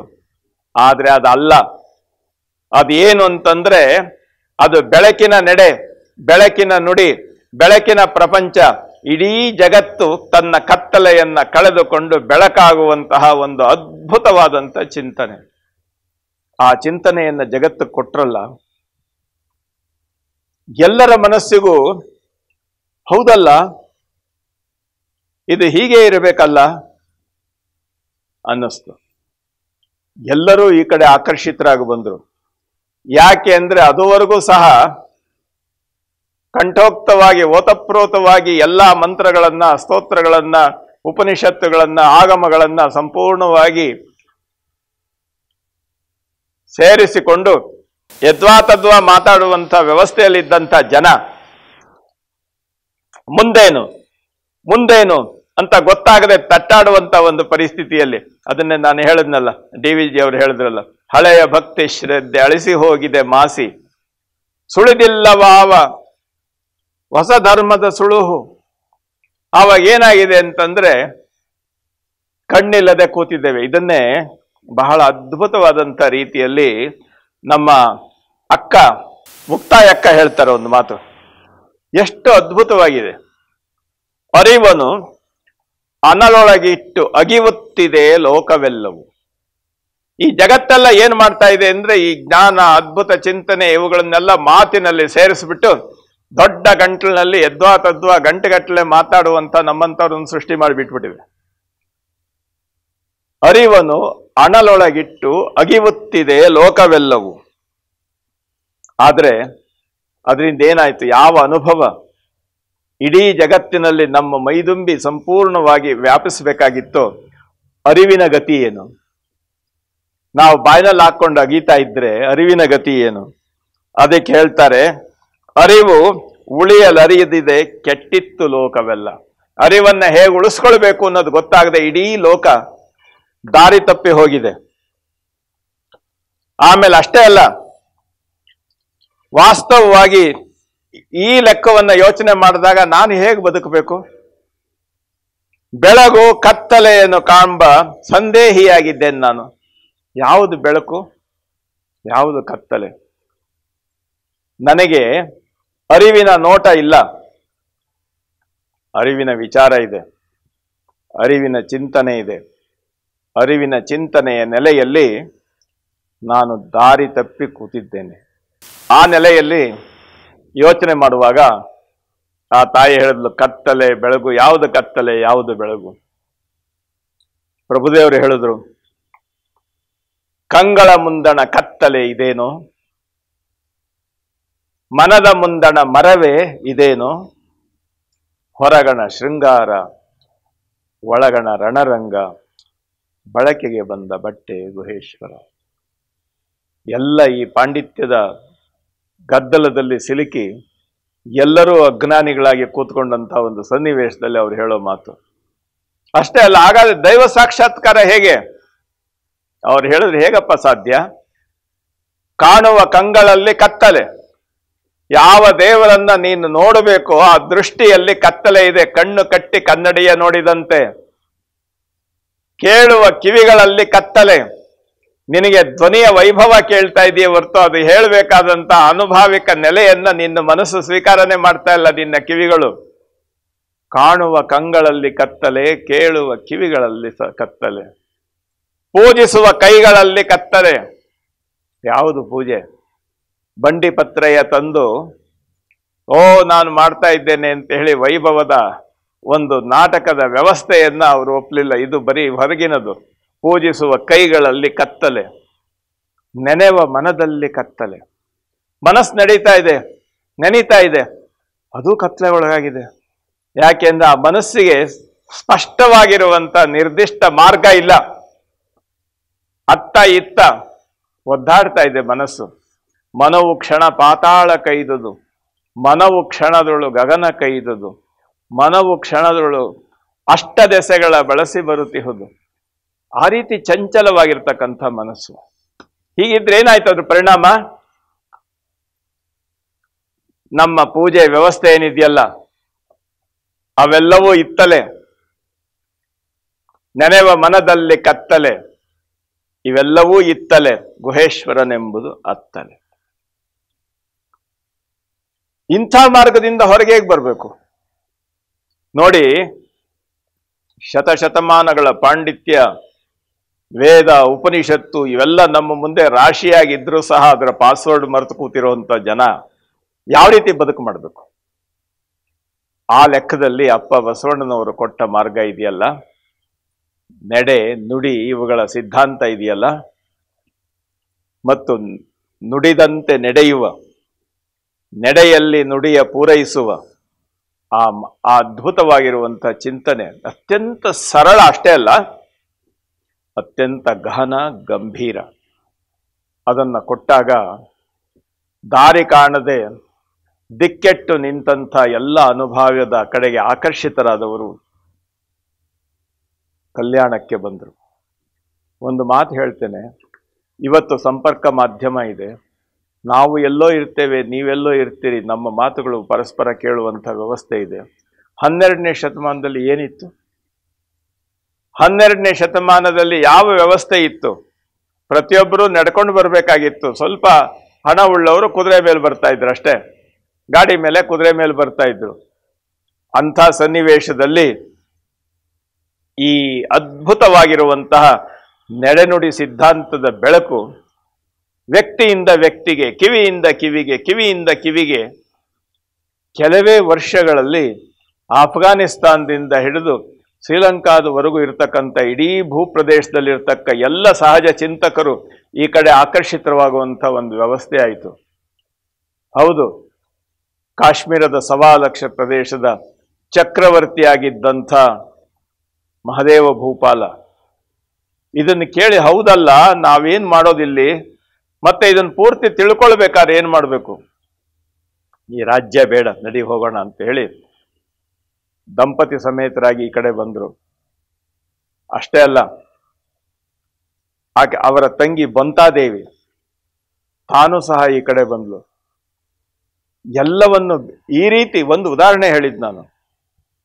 ಇಡೀ ಆಫ್ಘಾನಿಸ್ತಾನದಿಂದ ಹಿಡಿದು ಇಲ್ಲಿವರೆಗೂ ಬಂದಂಥ ಎಲ್ಲ ಸಹಜ ಚಿಂತಕರು ಅಂತರಂಗವನ್ನ ಬೆಳಕು ಮಾಡಿಕೊಳ್ಳಲಿಕ್ಕೆ ಇಚ್ಛೆ ಪಟ್ಟಂತಹ ಜನ ಎಲ್ಲರೂ ಬಂದರು. ಬಂದವರು ಅಪ್ಪ ಬಸವಣ್ಣನ ಮಾರ್ಗದಂತೆ ನಡೆಯಲಿಕ್ಕೆ ಶುರು ಮಾಡಿದ್ರು. ಹೇಳ್ತಾರೆ, ನಮ್ಮ ಜನಪದ ಕವಿಗಳು ಹೇಳ್ತಾರೆ, ಉಂಡು ತೇಗಿತು ಲೋಕ ಕೊಂಡಾಡಿ ಕಾಯಕವ ಕಂಡ ಕಂಡಲ್ಲಿ ದಾಸೋಹ. ಕಂಡ ಕಂಡಲ್ಲಿ ದಾಸೋಹ ಬಸವೇಶ, ನಿಂದ ನಿಂದಲ್ಲಿ ಸವಿ ಮಾತು. ಎಂತ ಅದ್ಭುತ ಇದು! ನಾನು ಆಫ್ಘಾನಿಸ್ತಾನದವ, ನಾನು ದಕ್ಷಿಣ ಭಾರತದವ, ನಾನು ಈ ಕಡೆ ಇದ್ದವನು, ನಾನು ಆ ಕಡೆ ಇದ್ದವನು ಅಂತ ಅನ್ನುವಂಥ ಭೇದವೇ ಇಲ್ಲ. ಬಂದವರೆಲ್ಲರೂ ಬದುಕಿನ ಭಾಷೆಯನ್ನ ಕಲ್ತರು. ಎಲ್ಲರೂ ಪರಿಪೂರ್ಣತೆಯ ನೆಲೆಯಲ್ಲಿ ನಡ್ಕೊಂಡು ಹೋಗ್ಲಿಕ್ಕೆ ಪ್ರಾರಂಭ ಮಾಡಿದ್ರು. ಹೌದು, ತಮ್ಮ ಕಾಯಕದ ಪ್ರಜ್ಞೆಯಲ್ಲಿ ಹೇಗೆ ಬದುಕಿದ್ರು ಜನ? ತಾನು ದುಡಿದಿದ್ದನ್ನ ಕಾಯಕ, ಅದನ್ನ ದಾಸೋಹದಲ್ಲಿ ಅಂತಂದ್ರೆ ತನಗೆ ಅಂತ ಅಲ್ಲ, ಅದು ಎಲ್ಲರಿಗೆ ಅನುಕೂಲವಾಗುವಂತೆ ಆಗಬೇಕು. ಅದನ್ನೇ ಹೇಳಿದ್ರು, ಉಂಡು ತೇಗಿತು ಲೋಕ ಕೊಂಡಾಡಿ ಕಾಯಕವ. ಕಾಯಕದ ನೆಲೆ ಬಂತು. ಆ ಕಾಯಕದ ನೆಲೆಯಲ್ಲಿ ಏನಾಯ್ತು ಅಂತಂದ್ರೆ, ನಾನು ಮೇಲು ನಾನು ಕೀಳು ಅಂತ ಅಲ್ಲ, ಕಾಶ್ಮೀರದ ದೊರೆ ಇಲ್ಲಿ ಬಂದು ಕಟ್ಟಿಗೆ ಒಡೆದು ಜೀವನ ಮಾಡುವಂಥ ವ್ಯವಸ್ಥೆಗೆ ನಿಲುಕದ. ಯಾವುದನ್ನೂ ನನಗೆ ಬೇಡ, ನಾನು ಯಾವುದನ್ನು ಇಚ್ಛೆ ಪಡುವವನಲ್ಲ ಅಂತ ಅನ್ನುವಂತಹ ಮಾರಯ್ಯ ಶರಣರು ಆಯದ ಅಕ್ಕಿಯ ಮಾರಯ್ಯರಾದರು. ನಾವು ಏನು ವ್ಯಾಖ್ಯಾನ ಮಾಡ್ತೀವಿ ಅಂದ್ರೆ, ಅಕ್ಕಿ ಚೆಲ್ಲಿದಂತ ಅಕ್ಕಿ, ಮಹಾಮನೆಯಲ್ಲಿ ಚೆಲ್ಲಿದ ಅಕ್ಕಿಯನ್ನು ಆಯ್ಕೊಂಡು ಅಂತ ಹೇಳ್ತಾರೆ. ಆಯ ಅನ್ನುವಂಥದ್ದು ಶುದ್ಧ ಕನ್ನಡ ಶಬ್ದ. ಆಯ ಅಂದ್ರೆ ಆದಾಯ,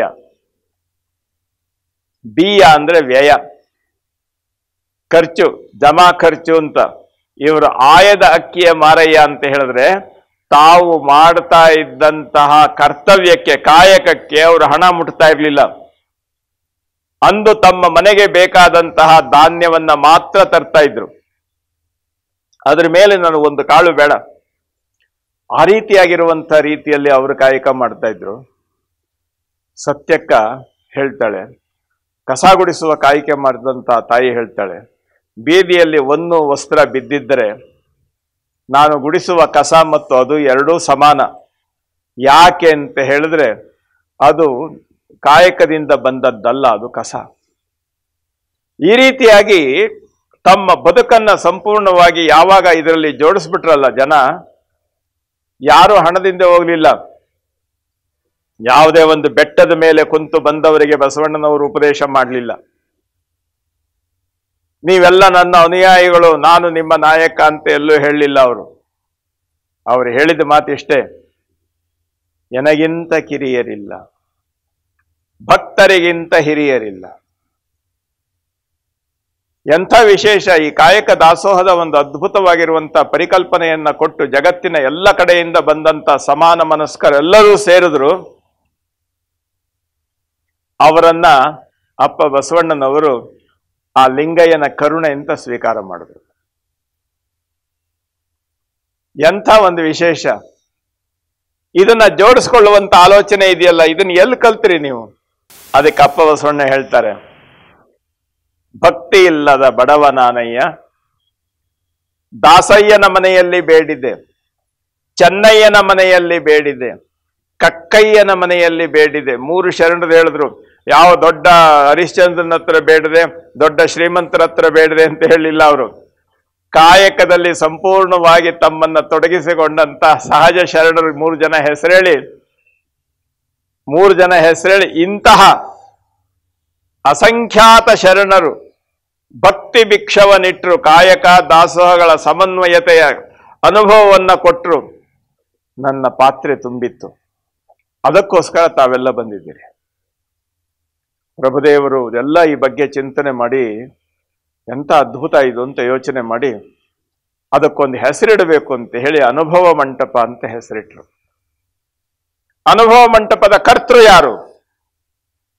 ಬಸವಣ್ಣನವರು. ಅಪ್ಪ ಹೇಳಿದ್ರು, ನನಗಿಂತ ಕಿರಿಯರಿಲ್ಲ, ಭಕ್ತರಿಗಿಂತ ಹಿರಿಯರಿಲ್ಲ. ಅಷ್ಟೇ ಅಲ್ಲ, ಮೇಲಾಗಲೊಲ್ಲೆನು ಕೀಳಾಗಲಲ್ಲದೆ, ಕಾಗೆ ವಿಷ್ಟಿಸುವ ಹೊನ್ನ ಕಲಶಬಹುದಕ್ಕಿಂತ ನಿಮ್ಮ ಶರಣರ ಜೋಗೈಸುವ ಚೆಮ್ಮಾವುಗೆಯ ಮಾಡು ಅಂತ ಕೇಳಿದ್ರು. ನಾನು ಶರಣರ ಕಾಲಿನ ಚಪ್ಪಲಿ ಆಗ್ತೇನೆ, ನಾನು ದೇವಸ್ಥಾನದ ಕಿರೀಟ ಆಗಲ್ಲ, ಕಲಶ ಆಗೋಲ್ಲ ಅಂತ ಹೇಳಿದ್ರು. ಇಂಥ ಒಂದು ನೆಲೆಯಲ್ಲಿ ಇಡೀ ಕಲ್ಯಾಣದ ಶರಣರು ಸೇರಿ ಈ ಅನುಭವ ಮಂಟಪ ಯಾರದು ಏನು ಅಂತ ಅಂದಾಗ ಎಲ್ಲ ಶರಣರು ಒಮ್ಮತದ ಒಂದು ನಿರ್ಧಾರ ಮಾಡಿದ್ರು. ಪ್ರಭುದೇವರು ಹೇಳಿದ್ರು, ಮಹಾಮಹಿಮ ಸಂಗನ ಬಸವಣ್ಣ ಎನಗೆಯೂ ಗುರು, ನಿನಗೆಯೂ ಗುರು, ಜಗವೆಲ್ಲಕ್ಕೂ ಗುರು ಕಾಣ ಗುಹೇಶ್ವರ. ಆ ಲೆಕ್ಕದ ಎತ್ತರಕ್ಕೆ ಅವ್ರು ಬರ್ಬೇಕಾದ್ರೆ ಎಲ್ಲೂ ನಾನು ಅನ್ನುವಂಥದ್ದಿಲ್ಲ. ಸಹಜವಾದ ರೀತಿಯಲ್ಲಿ ಅಪ್ಪ ಬಸವಣ್ಣನವರು ಸರಳವಾಗಿ ಹೇಳಿದ ಮಾತು, ಎಷ್ಟು ಕಷ್ಟ ಇದೆ ಆಚರಣೆ ಮಾಡಲಿಕ್ಕೆ ಯೋಚನೆ ಮಾಡಿ. ಮಾಡುವಂತಿರಬೇಕು, ಮಾಡದಂತಿರಬೇಕು, ಮಾಡುವ ಮಾಟದಲ್ಲಿ ತಾನಿಲ್ಲದಿರಬೇಕು, ಕೂಡಲ ಸಂಗಮ ದೇವನ ನೆನೆಯುತ್ತ ನೆನೆಯುತ್ತ ನೆನೆಯದಂತಿರಬೇಕು. ಆ ರೀತಿ ಸಂಪೂರ್ಣವಾಗಿ ತನ್ಮಯತೆಯಲ್ಲಿ ಹೋಗಿ ಸಮರಸ ಭಕ್ತಿಯಲ್ಲಿ ಸಹಜವಾದ ರೀತಿಯಲ್ಲಿ ಬದುಕನ್ನು ವಿಕಾಸಗೊಳಿಸಿಕೊಳ್ಳುವಂಥ ಮಾರ್ಗ ಇದೆಯಲ್ಲ, ಈ ಮಾರ್ಗವನ್ನ ಅವರು ಯಾವತ್ತು ನಮಗೆ ಹೇಳಿಕೊಟ್ಟಿದೆಯಲ್ಲ, ಆ ಮಾರ್ಗದ ನೆಲೆ, ಅದರ ಬೆಲೆಯನ್ನು ನಾವು ಕಂಡುಕೊಳ್ಬೇಕಾದಂಥ ವಿಚಾರ ಇದೆ. ಆ ಬೆಲೆ ಏನದು? ಅದು ಬರೀ ಬಾಯಿ ಮಾತಿನ ಸರಕಲ್ಲ, ನಮ್ಮ ನಡೆನುಡಿ ಸಿದ್ಧಾಂತವಾಗಬೇಕು. ನೋಡಿ, ಬದುಕಿನ ಪಥದಲ್ಲಿ ನಾವೆಷ್ಟು ಯದ್ವಾ ತದ್ವಾ ನಡ್ಕೊಂಡು ಬರ್ತಾ ಇದ್ದೀವಿ, ಆದರೆ ಬಸವ ಪಥ ನಮಗೆ ಯಾವ ದಾರಿ ತೋರಿಸ್ತು? ಬೋಧನೆಗಾಗಿ, ಸಾಧನೆಗಾಗಿ, ದೊಡ್ಡಸ್ತಿಕೆಗಾಗಿ ಹೇಳಿದ ಮಾತಲ್ಲ, ಸಕಲ ಜೀವಾವಳಿಗೆ ಲೇಸ ಬಯಸುವ ಮಾತು, ಎಲ್ಲರೂ ಎಲ್ಲರಿಗೆ ಸೇರಬೇಕಾದಂಥ ಮಾತು. ಈ ಮಾತುಗಳನ್ನು ನೋಡಿ ಪ್ರತಿಯೊಬ್ಬನು ಅಂತರಂಗ ಬಹಿರಂಗ ಜಾಗೃತವಾಗಿ ಚಿತ್ ಸ್ವರೂಪದ ವ್ಯಕ್ತಿಗಳಾಗಿ ನಿಲ್ಲಬೇಕು ಅಂತನ್ನುವಂಥ ವ್ಯವಸ್ಥೆ ಜಾರಿಗೆ ಬಂತಲ್ಲ.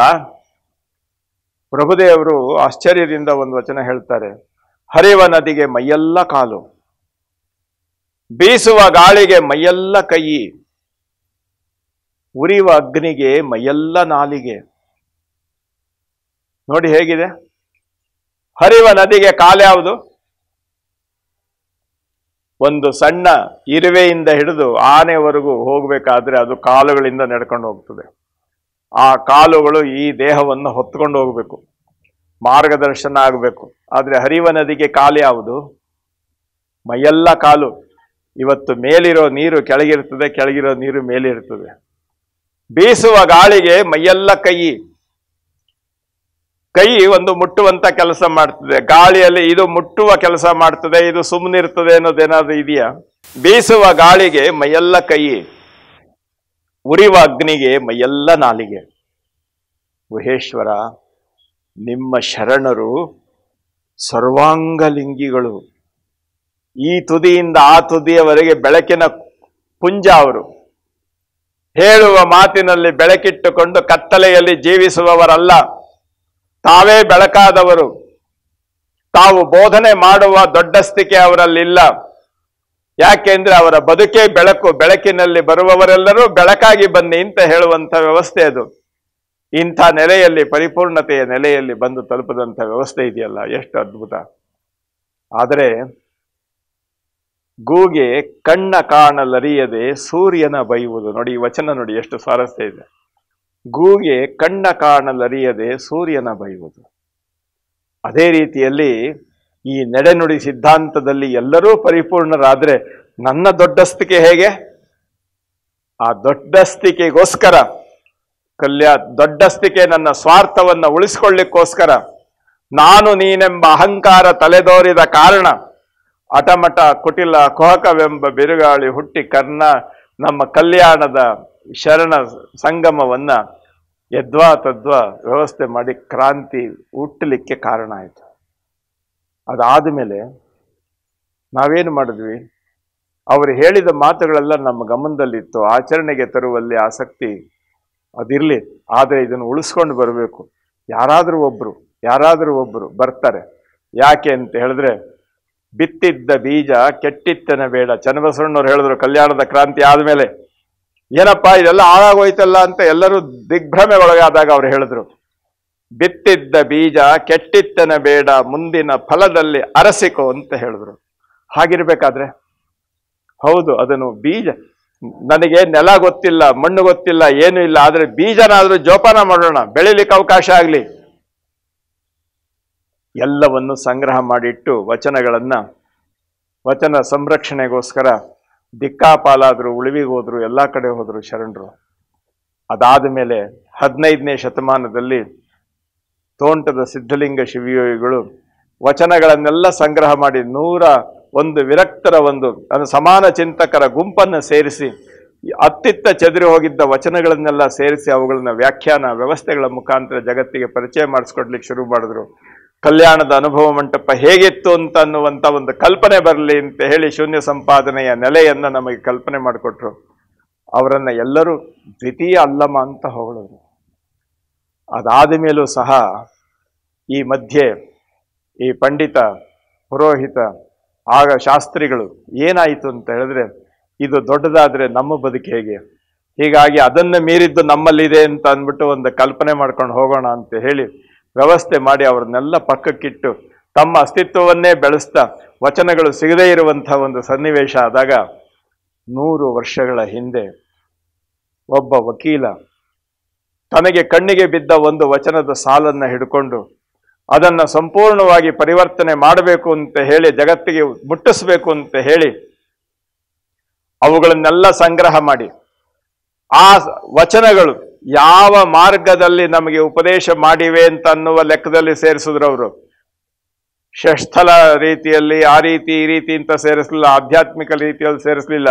ಬದುಕಿನಲ್ಲಿ ಆತ್ಮಸಾಕ್ಷಿ ಹೇಗೆ, ಭಗವಂತ ಹೇಗೆ, ನಾನು ಹೇಗೆ ಬದುಕಬೇಕು, ಕಾಯಕ, ಈ ರೀತಿಯಾಗಿ ಸಂಪೂರ್ಣವಾಗಿ ವಚನಗಳನ್ನು ಸೇರಿಸ್ತಾ ವಚನಶಾಸ್ತ್ರ ಸಾರ ಅಂತ ಅನ್ನುವಂಥ ಪುಸ್ತಕವನ್ನು ಬರೆದರು.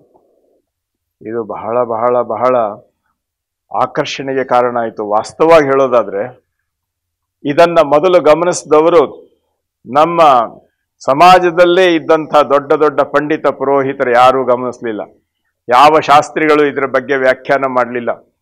ಎಲ್ಲ ಆಗಮ ಅವು ಇವು ಇಟ್ಕೊಂಡು ಇಲ್ಲದ ಕಲ್ಪನೆಗಳನ್ನು ಜಗತ್ತಿನಲ್ಲಿ ಬಿತ್ತುವಂಥ ಈ ಜನ ಇದ್ರಲ್ಲ, ಇವ್ರು ಯಾರೂ ಇದ್ರ ಬಗ್ಗೆ ಮೊದಲು ಪುಸ್ತಕ ಬರೀಲಿಲ್ಲ. ಅದನ್ನ ಗಮನಿಸಿ ಹಳಕಟ್ಟಿಯವರ ಸಾಧನೆಯನ್ನ ಗಮನಿಸಿ ವಚನ ಶಾಸ್ತ್ರ ಸಾರವನ್ನು ಆಧಾರವಾಗಿಟ್ಟುಕೊಂಡು ವಚನ ಧರ್ಮಸಾರ ಅಂತ ಮಾಡಿದಂಥ ಪಂಡಿತ ಅವನು ಲಿಂಗಾಯತನೇ ಅಲ್ಲ, MR ಶ್ರೀನಿವಾಸ ಮೂರ್ತಿಗಳು ಅದನ್ನು ಮಾಡಿದ್ರು. ಅವರು ಅದರ ಪ್ರಾರಂಭದಲ್ಲಿ ಒಂದು ಮಾತು ಹೇಳ್ತಾರೆ, ವೇದ ಉಪನಿಷತ್ತು ಪುರಾಣಗಳಲ್ಲಿ ಇರುವುದೆಲ್ಲವೂ ವಚನಗಳಲ್ಲಿ ಉಂಟು, ಆದರೆ ವಚನಗಳಲ್ಲಿ ಇರುವುದೆಲ್ಲವೂ ವೇದಶಾಸ್ತ್ರ ಪುರಾಣದಲ್ಲಿ ಕಂಡು ಬರುವುದಿಲ್ಲ ಅಂತ ಬರೀತಾನ ಮನುಷ್ಯ. ಇದಿಷ್ಟೇ ಅಲ್ಲ, ಒಂದು ಸಾಹಿತ್ಯದ ದೊಡ್ಡ ಕಾರ್ಯಕ್ರಮದಲ್ಲಿ ಭಾಗವಹಿಸಲಿಕ್ಕೆ ವಿಜಾಪುರಕ್ಕೆ ಹೋದಾಗ ಅವರನ್ನ ಕರ್ಕೊಂಡೋದಂಥ ಜನ, ಯಜಮಾನ್ರೆ ಬನ್ನಿ ಇಲ್ಲಿ ಗೋಲ್ ಗುಂಬಸ್ ಇದೆ, ಇತಿಹಾಸ ಪ್ರಸಿದ್ಧವಾದ, ಹೋಗಿ ನೋಡ್ಕೊಂಬರೋಣ ಅಂದಾಗ ಅವ್ರು ನಕ್ಕೊಂಡು ಹೇಳಿದ್ರಂತೆ, ಗೋಲ್ ಗುಂಬಸ್ ಇರ್ತದಯ್ಯ, ನಾವು ಬೇಡ, ಮೊದಲು ವಚನ ಗುಮ್ಮಟವನ್ನು ನೋಡೋಣ ಅಂತ. ಅವ್ರಿಗೆಲ್ಲ ಆಶ್ಚರ್ಯ, ಯಾವುದು ವಚನ ಗುಮ್ಮಟ, ಎಲ್ಲಿದೆ, ಯಾವ ರಾಜ ಕಟ್ಟಿದ್ದು, ಬಾಯಿಲ್ಲಿ ಅಂತ ಕರ್ಕೊಂಡೋಗಿ ಹಳಕಟ್ಟಿಯವರ ಮನೆಗೆ ಹೋಗಿ ಅವರ ದರ್ಶನ ಮಾಡಿಸಿದ್ರು. ಇದು ಮಾಡಿದ್ದು ಒಬ್ಬ ಬ್ರಾಹ್ಮಣ. ಇದಿಷ್ಟೇ ಅಲ್ಲ, ರಂಗನಾಥ ದಿವಾಕರ್ ರಾಜಕೀಯದಲ್ಲಿ ಸ್ವಾತಂತ್ರ್ಯ ಹೋರಾಟದಲ್ಲಿ ಇದ್ದಂಥ ಪುಣ್ಯಾತ್ಮ ವಚನಶಾಸ್ತ್ರ ಸಾರವನ್ನು ಆಧರಿಸಿ ವಚನಶಾಸ್ತ್ರ ರಹಸ್ಯ ಅಂತ ಹೇಳಿ ಆಧ್ಯಾತ್ಮಿಕ ಚಿಂತನೆಗಳನ್ನು ಸೇರಿಸಿ ಅದರಲ್ಲಿ ಮಾಡುವಂಥ ಒಂದು ಪ್ರಯತ್ನ ಮಾಡಿದ್ರು. ಇದೆಲ್ಲ ಆದಮೇಲೆ ಆದರೂ ನಮ್ಮ ಜನ ಸುಮ್ಮನಿರ್ತಾರೇನು? ಆ ಬಸವಣ್ಣನವರ ಬಗ್ಗೆ ಇನ್ನೊಂದೇನಾದರೂ ನಮ್ಮ ಒಳಗಿನ ಅಜೀರ್ಣವನ್ನೆಲ್ಲ ಕಾರ್ಕೊಳ್ಬೇಕು ಅಂತ ಹೇಳಿ ಬಸವಧ್ವಾಂತ ದಿವಾಕರ ಅನ್ನುವಂಥ ಪುಸ್ತಕವನ್ನು ಬರೆದು ಬಸವಣ್ಣನವರ ಬಗ್ಗೆ ಅಪಪ್ರಚಾರಕ್ಕೆ ಶುರು ಮಾಡಿದ್ರು. ಆದರೆ ಅಷ್ಟೊತ್ತಿಗೆ ಶರಣ ಪ್ರಜ್ಞೆ ಜಾಗೃತವಾಗಿತ್ತು. ನಮ್ಮ ಸಿದ್ದರಾಮಪ್ಪ ಪಾಟೀಲ್ರು ಅದನ್ನ ಖಂಡನೆ ಮಾಡಿ ಬಸವ ಭಾನು, ಅಲ್ಲಮ ವ್ಯೋಮ, ಚನ್ನಬಸವ ತೈಜಸ ಅನ್ನುವ 3 ಪುಸ್ತಕವನ್ನು ಬರೆದು ಇಡೀ ಜಗತ್ತಿಗೆ ಪರಿಚಯವಾಗುವಂತೆ ಮಾಡಿದ್ರು. ಆ ಮಾರ್ಗದಲ್ಲಿ ಹರ್ಡೇಕರ್ ಮಂಜಪ್ಪನವರು ನಡೆದರು. ಅಷ್ಟೇ ಅಲ್ಲ, ಉತ್ತಂಗಿ ಚೆನ್ನಪ್ಪನವರು. ಹೀಗೆ ಎಲ್ಲರನ್ನೂ ಆಕರ್ಷಣೆ ಮಾಡಿ ಎಲ್ಲರ ಬದುಕಿನಲ್ಲಿ ಬೆಳಕನ್ನು ತುಂಬಿದಂತಹ ಒಂದು ಅದ್ಭುತವಾದ ಮಾರ್ಗದರ್ಶನ ಸದ್ದುಗದ್ದಲವಿಲ್ಲದೆ ನಮ್ಮ ಮುಂದೆ ಇದೆ. 24ನೆಯ ಈ ವರ್ಷದಲ್ಲಿ ಬದುಕಿನ ಈ ತಳಮಳಗೊಳ್ಳುವ, ನಮ್ಮ ಮೇಲೆ ನಂಬಿಕೆ ಇಲ್ಲದೆ ಇರತಕ್ಕಂಥ ಈ ಒತ್ತಡದ ತಳಮಳವಾಗಿರ್ತಕ್ಕಂಥ ಬದುಕಿನ ಪಥ ಇದೆಯಲ್ಲ, ಇದನ್ನ ಬಸವ ಪಥವಾಗಿ ಪರಿವರ್ತನೆ ಮಾಡಿಕೊಂಡ್ರೆ 12ನೆಯ ಶತಮಾನದ ಇಡೀ ಪ್ರಪಂಚದಾದ್ಯಂತ ಬಂದು ಸೇರಿದ ಎಲ್ಲ ಶರಣರು ಕಂಡು ಉಂಡ ಬೆಳಗನ್ನ, ಅನುಭವವನ್ನ ನಾವು ನೋಡಲಿಕ್ಕೆ ಅವಕಾಶ ಆಗ್ತದೆ. ಅಂಥ ಒಂದು ಚಿಂತನೆ ಈ ವರ್ಷದಲ್ಲಿ ನಮಗಾಗಲಿ ಅಂತ ಅನ್ನುವಂಥ ಸಂಕಲ್ಪದೊಡನೆ ನಮ್ಮ ಚಿಂತನೆಯನ್ನ ಹೇಳೋಣ. ನಾನು ಏನನ್ನೂ ಹೇಳಲಿಕ್ಕೆ ಆಗೋಲ್ಲ.